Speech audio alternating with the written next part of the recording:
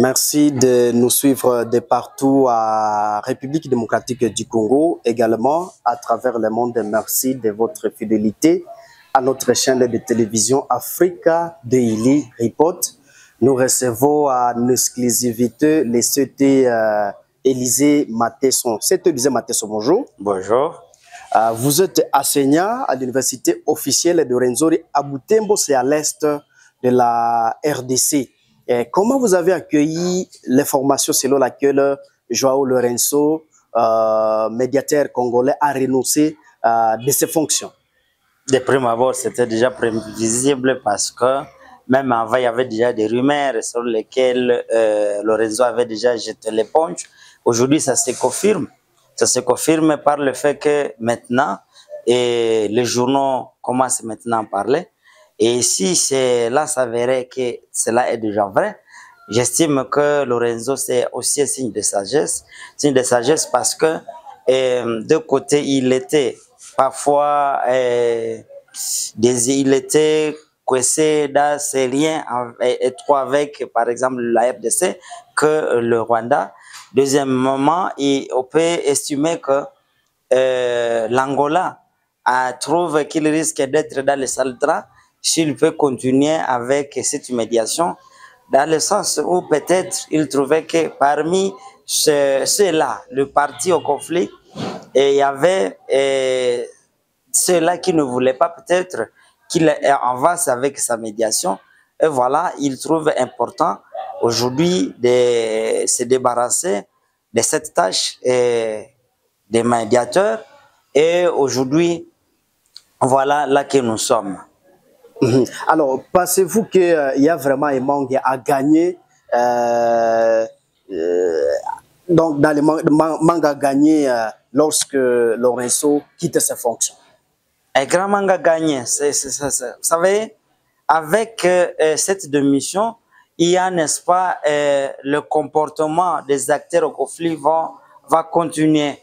Vous savez, parfois quand le gens se lance dans une médiation où, et que les acteurs sont, maintenant commencent à se parler, n'est-ce pas, la population qui souffrait peut encore espérer, par exemple, à ce que leur souffrance puisse peut-être diminuer.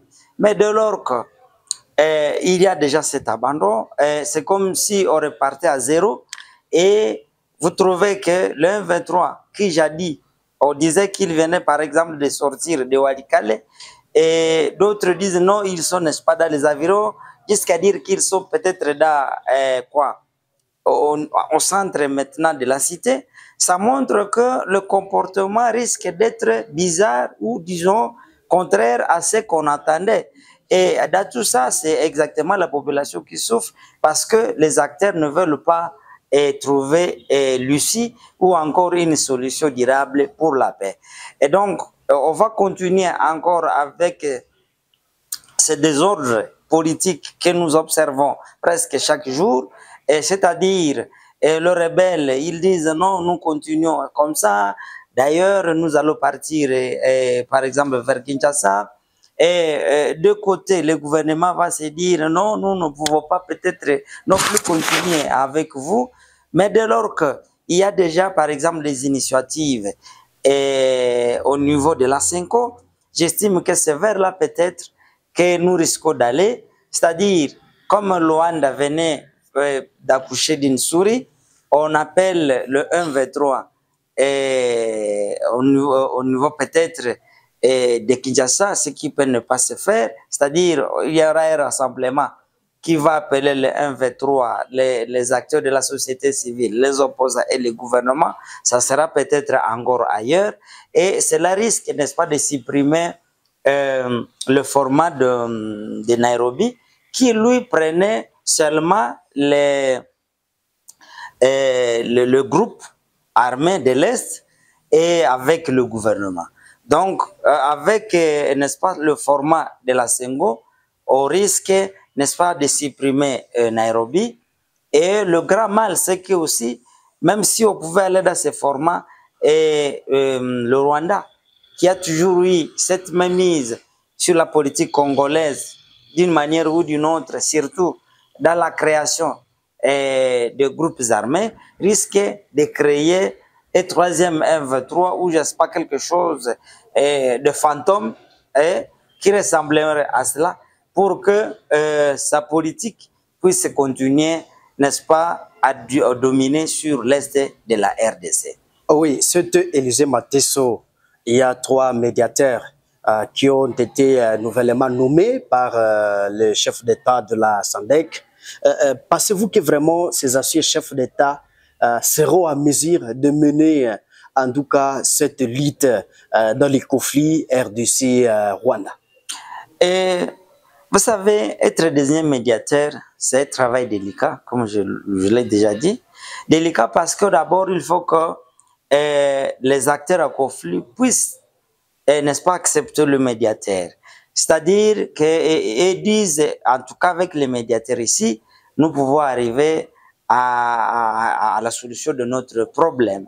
Alors, dès lors que, par exemple, ces 3 médiateurs sont désignés et que le parti au conflit puisse accepter volontiers que cela puisse les aider à résoudre, à trouver une solution au problème, j'estime que le Congo, ainsi que le M23, le gouvernement congolais, ainsi que le rebelle, et on peut arriver à ce niveau-là si on va dans ce format-là.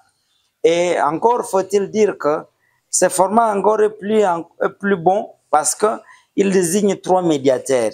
C'est-à-dire que si vous venez pas aimer peut-être, je sais pas, l'ancien président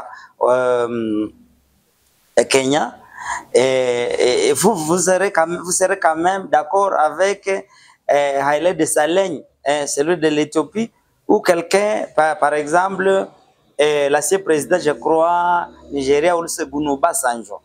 De cette manière-là, donc, il y a la possibilité quand même de réunir la tendance, parce que le 3 là, au moins de ces 3, vous qui êtes le parti au conflit, vous aurez,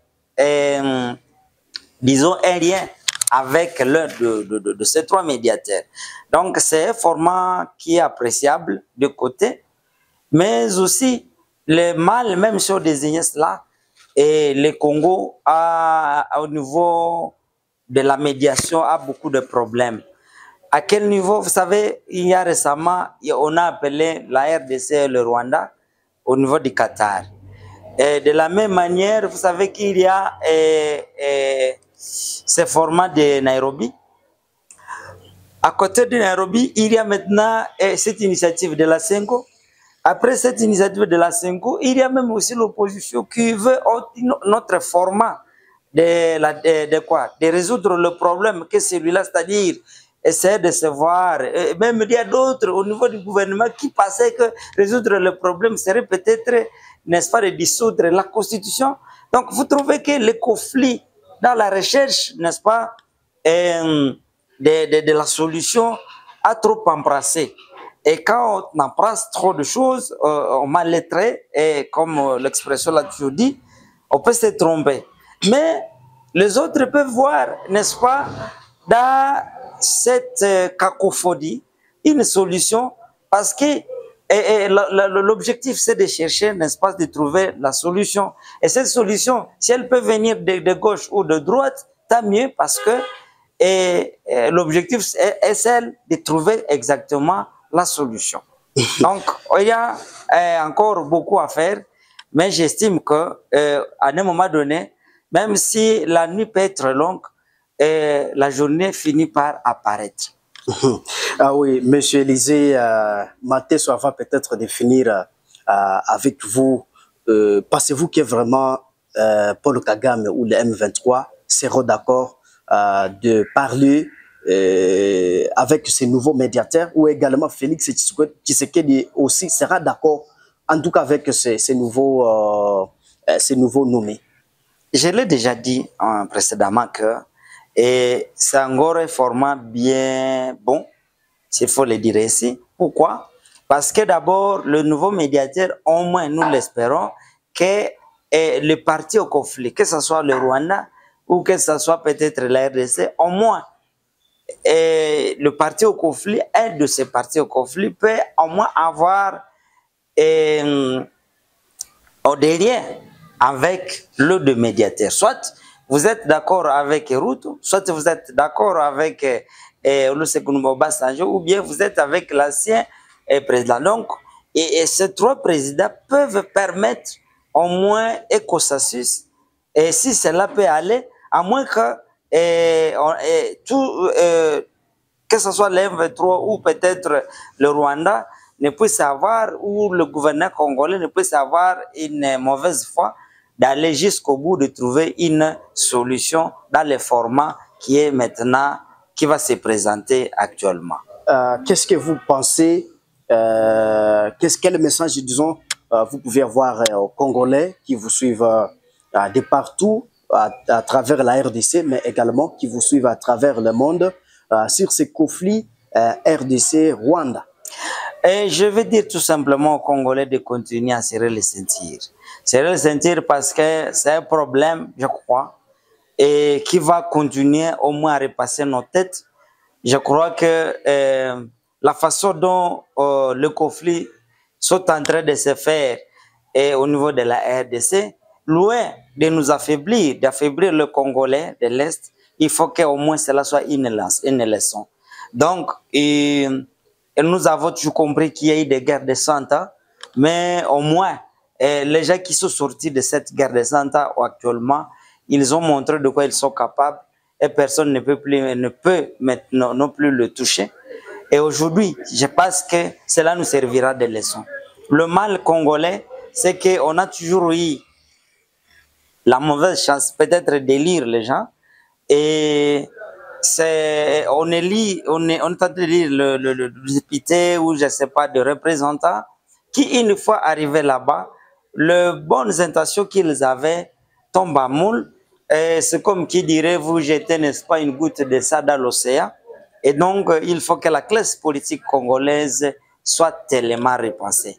Les gens ont beaucoup trop passé à leur ventre, et ce qui fait que aujourd'hui, maintenant, nous tous, nous avons des bouches bées, nous avons les yeux ouverts, même le Kinshasa aussi ne sait plus sur quel se vouer, tout simplement parce que les gens ont beaucoup passé au ventre que de passer à la République.